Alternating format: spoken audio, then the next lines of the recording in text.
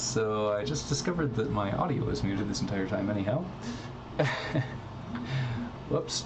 Alright. Let's try that again. Welcome to the Player One Selfish stream. It is called that not because I am trying to be selfish in general, but because this is where I'm going to do whatever puts me in a happy place.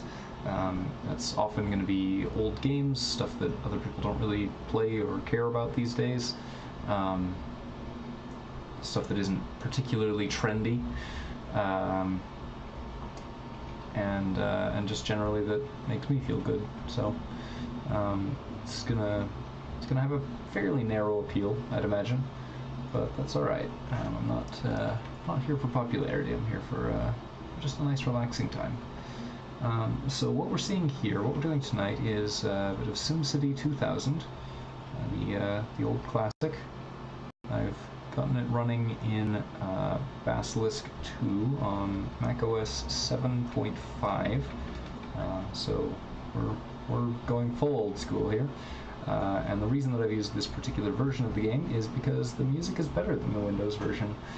Quite frankly, this MIDI processor just sounds a lot nicer, so it's going to just be a little bit more pleasant to listen to.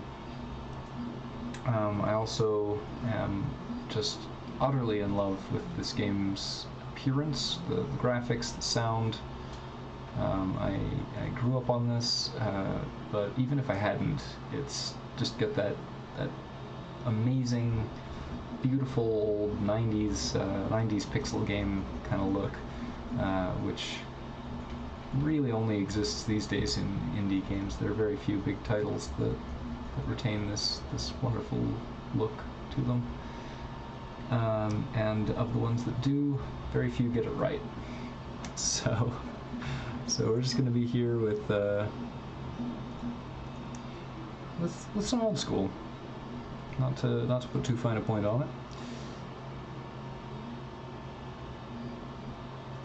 So what we're going to do, what we're going to start with, is we're going to look around at a couple old save files. This one is Mossville. It's a game that I played with my spouse, Mel. We ran through it from 1900 until 2141, and then I believe it was every 10 years we would trade ownership of the save file. So half of this is me and half of this is Mel. Now Mel likes chickens quite a lot, as is common knowledge among our friends. And as a result, there's a lot of weirdly named stuff here. So we have this little commercial spot down here, an office building, which I assume was at some point a restaurant. We put down a signpost where chickens eat. We've got where chickens bathe, the pier, and this suspension bridge was originally her henship's bridge. As in her henship, the queen chicken, which just to be silly, and it got destroyed in a hurricane, which is also why this is the Broken District, and why I believe, yeah, it's down here, the Hurricane Heritage Site. Those are the spots that were most affected when it ripped through and tore the river up. Now this game is pretty much purely mouse control. There are a few keyboard commands, so I'll be tapping on the arrow keys quite a bit to get around, mainly because on a modern system it doesn't really go slowly when you click using the centering tool, so you have to guess where the center of the screen is in order for that to work properly, which is just kind of a bit of annoyance. That's alright. I'm currently just testing to see what this acts like on Windows, since we actually played on my 2008 MacBook the last time that we successfully spun this game up, and it has since had it's reached its expiration date. It served me well for many years and is still technically functional, which is where I got this save file, but it's in sadly bad shape, just since it's just very old. Now, as far as this particular town is concerned, we originally started with an edited map. So we had a river running through, and then just built this giant mountain on one end, covered in waterfalls, and then used that to horrifically abuse the game's power plant system. For those unaware who were not around for this back in the day, hydroelectric is really broken. Every hydro generator runs forever with no pollution, and it always outputs a fixed amount of power. Now that's compared to the wind power plants, the windmills, which are still quite useful, but they do vary by internally tracked weather conditions, and as a result, they're not very reliable. Same problem with solar. Some future technology power systems like microwave are very energy efficient, relatively uncostly, although still quite expensive. But they do produce a little bit of pollution, and eventually will break down, which again, hydro and wind will simply never break, which is incredibly broken. There is, from a pure gameplay perspective, like if you're looking to win, there is literally no reason to ever not build hydro. That said, we will be playing a little bit more fairly. I will be at least starting with coal and going from there, as is the old tradition, the standard. So let's see. To resume our tour, this here was our main street, which is the original downtown area of Mosstown. We used another exploit to this game to keep the pollution down by putting all of the industry at the time along the map edge, and we actually tried to keep doing that as much as possible all the way through the playthrough. Let me find the pollution map here. Where is it? So as you can see, despite all of this being heavy industry, the pollution is actually quite light, even in the worst areas. And you'll actually see that throughout the entire city. There's just very little pollution, because everything that produces major pollution is right along the edge of the map, where it flows off and, believe it or not, actually gets absorbed by neighboring towns. And I don't know why it turns bright green like that. That appears to be some kind of graphical glitch from way back when, since this does run in 256 color mode. But yeah, you can see that there's ocean on one side, and then we've got Stimpleton, Mill Valley, and Ashland, which are absorbing all of our pollution, and generally making Mossville a much nicer place to live. So we had this industrial park, as well as this initial area that we just set up pretty much just to start earning money right at the beginning. The old Mosstown region expanded this away. To be honest, I'm not sure what cardinal direction this is. I think it's, assuming that we consider the ocean to be south, we expanded to the south and a little bit to the west. We had this nice little luxury homes area up by Capitol Hill, where we had the mayor's house and some higher rent sort of areas. We had this road, Riverside Road here, runs all the way along the edge of the river. It runs by the piers and the dock area that we zoned out. To be honest, I have no idea why this spot is called the Mirage. I don't remember. The Broken District, again, was hit by a hurricane. Oh, also, hello, Boa Bedino. I'm not sure who you are or how you found my stream, but welcome. I appreciate your presence here. Feel free to stick around if you want a bit of a chill evening for the next couple hours. So yeah, so down here we had the hurricane, which swept up the entire river, wiped out everything, which is now in the Broken District. Much of the rest of this coastline, all of this industry here was knocked away. At the time, we didn't have as many bridges. I think we only had the one, which was Her Majesty the Queen Hen's Bridge, or her Henship's Bridge, I think is what it was. So when that got wiped out, we put down Henship 2. It was a silly time for sure. And then the other bridges also got ridiculous names: Hen Galleon and Hen Clipper. We also built into this new Mosstown area. We had a second main street, which basically holds down the fort for the entire rest of the city on the mainland, on the other side of the river. We had a second industrial park here, some suburbs we considered. A lot of this stuff over here came together pretty quickly in the last 100 years or so, and of course lots of neighbor connections.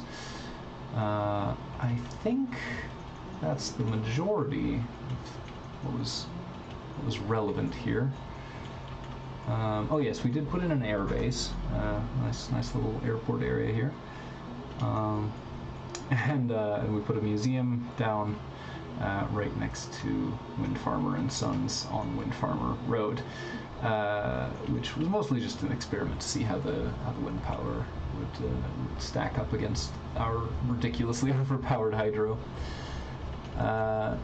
So yeah, not a ton here. It's a fairly ordinary game of SimCity. It definitely evolved in a slightly unusual way, just because of the way that we switched off the save file every 10 years. And you can actually see that quite a bit just looking at, let's see, the road map, I believe it was.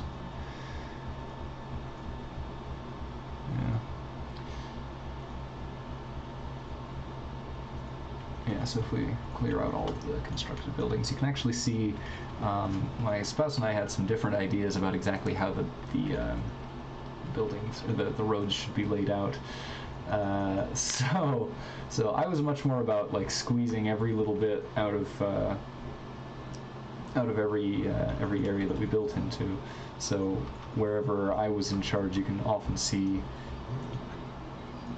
these little dead-end roads running up onto the sides of hills, just to make sure that every little area got road access. And Mel tended towards sort of these erratic, sweeping roads that, to be perfectly honest, drove me a little bit nuts at the time. But they did produce these nice little contours all over the city. So you have these little diagonals running along the coast. These little through roads that don't quite line up, but they look very natural, very plausible.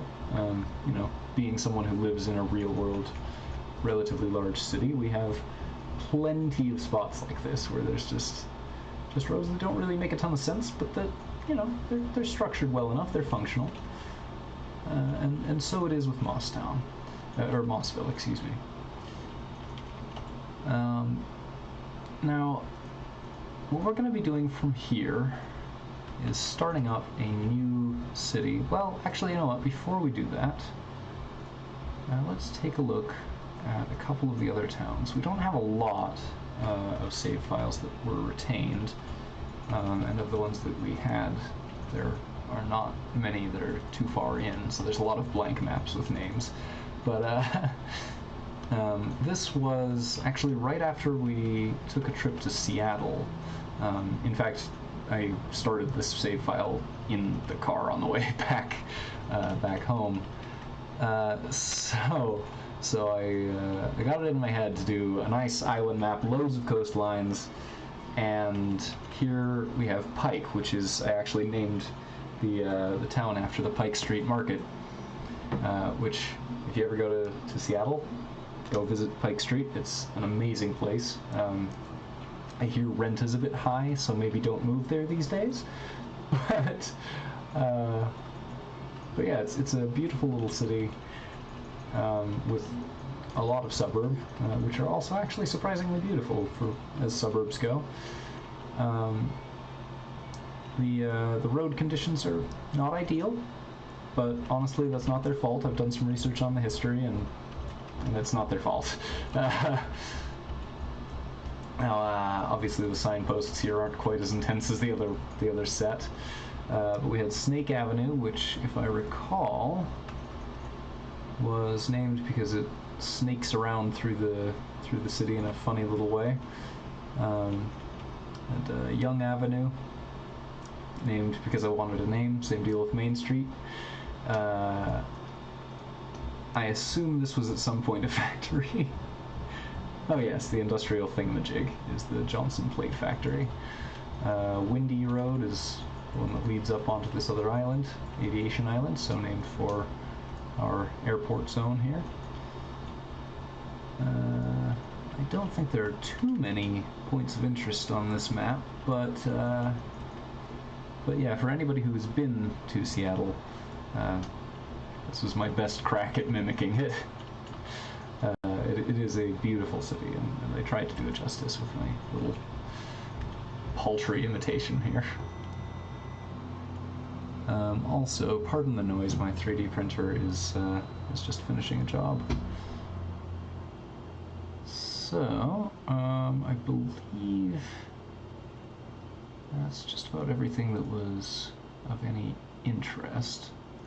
So what we will do is we'll edit a new map, and we are going to make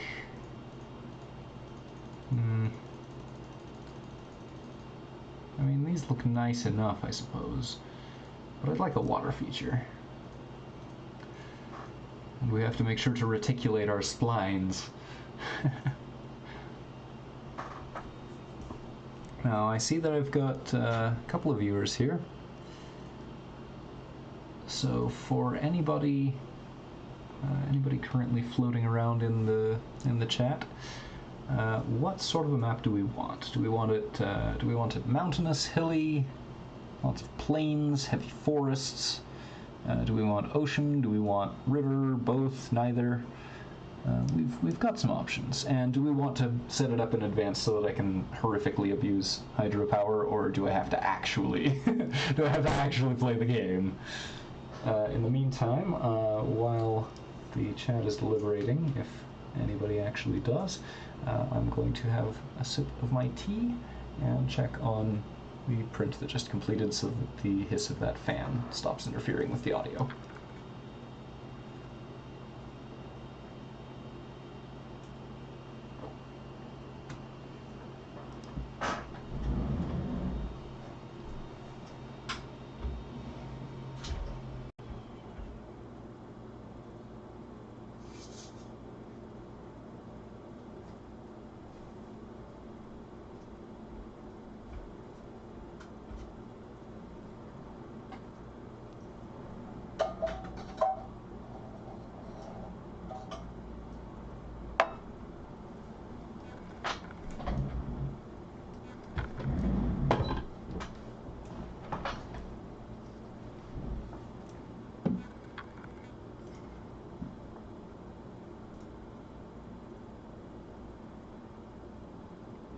Yeah, looks like that's done some good for the ambient noise, having that turned off.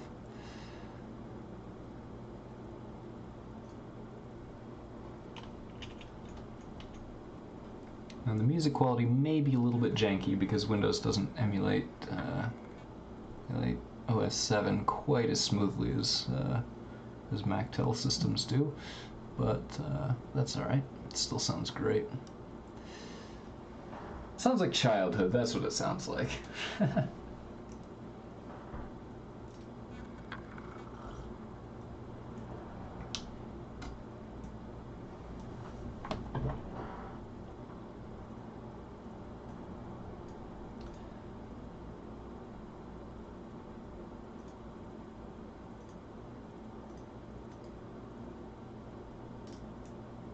I sort of like this idea with this nice little ridge overlooking the ocean. That could be pretty pleasant to play with.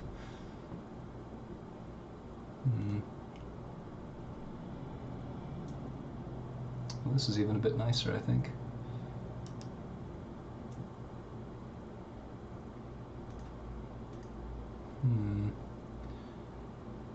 What do we want?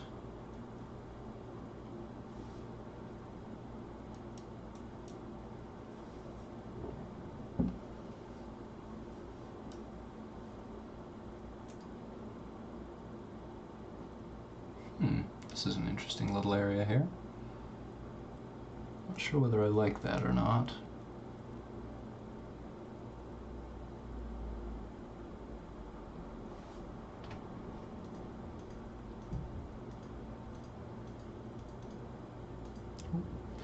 The water slider adjusts how wet the generated terrain will be. Sea level. We have a large mountain. Yes, we can have a large mountain. Are we thinking of a large mountainous sort of a map? Or are we thinking of a more conventional sort of a contour where things are relatively smooth and then just one area that's quite a large mountain and valley? Okay, so I actually live in Salt Lake City, so I know my mountains and valleys here. In that case, let's go ahead and ditch the coastline and the river, but we will make it fairly watery and fairly mountainous.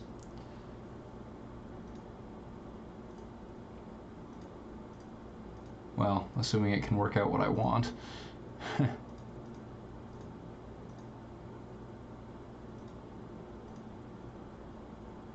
Let's get them closer. And of course we want plenty of trees. I'm tempted to go with this, actually, even though it would be a pretty difficult start.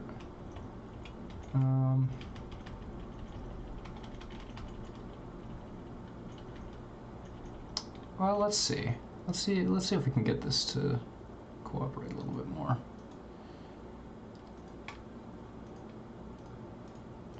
What I'm looking for is a little bit of large lake, rather than a lot of scattered small ones, which I might not be able to find with this generator.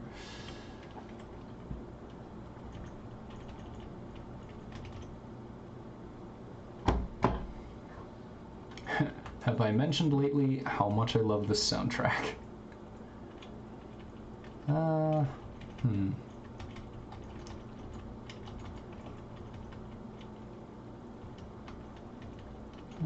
There's a few spots on this I like. Nothing's really jumping out at me though, so let's go ahead and make a couple different ones. You can of course barely see it with how fast it flickers, but it does actually say reticulating splines there. Which, it's common belief that that's a joke, but it actually does have some sort of meaning. Well, let me bring the sound up for you then.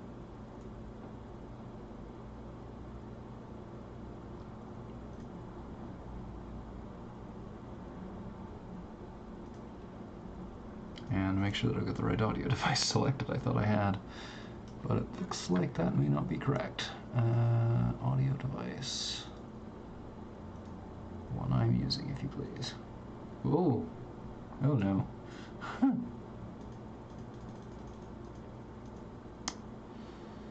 Well, I'm glad you pointed that out, because it does seem that it's not actually using any audio at all from the emulator.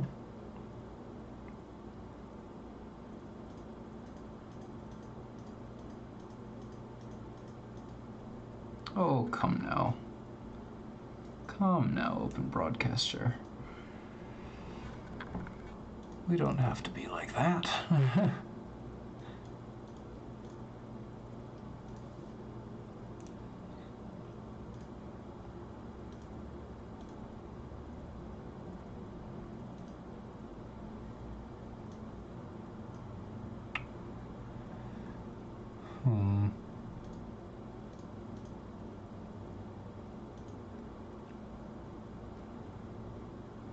Okay, that all looks correct.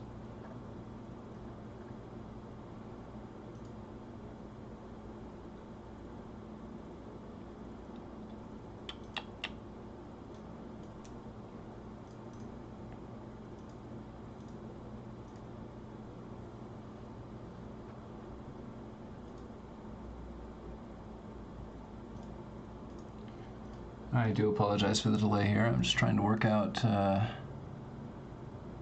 why exactly I'm not getting any audio from Basilisk.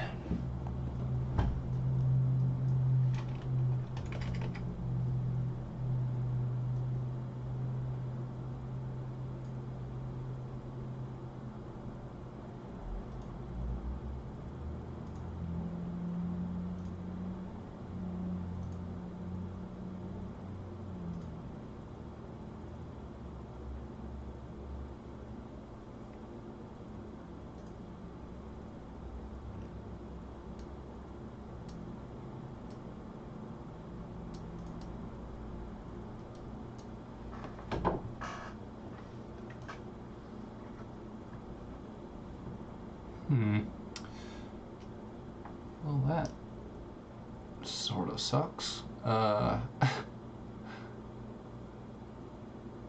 do apologize for the delay here. Give me just a few moments and I'll see if I can't sort this out.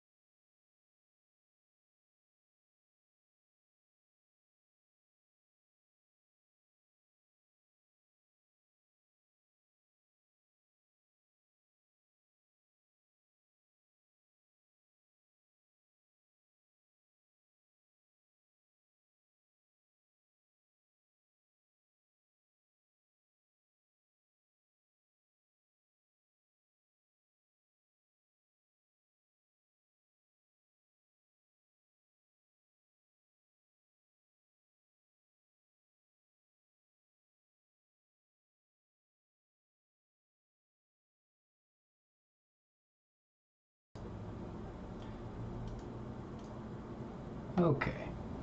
So unfortunately, it looks like this problem is most likely an issue with Open Broadcasters. So what I'm going to do is actually close the stream just for a minute and then be right back. So hopefully that'll get this whipped into shape and we can ideally just move on. If it doesn't work at that point, I will probably just do without sound, which is unfortunate, but sometimes there's just nothing to be done for such things. So either way, at the very least, by the next time that I stream, hopefully this will get all sorted out. We won't have this issue again. But either way, for right now, I will be right back.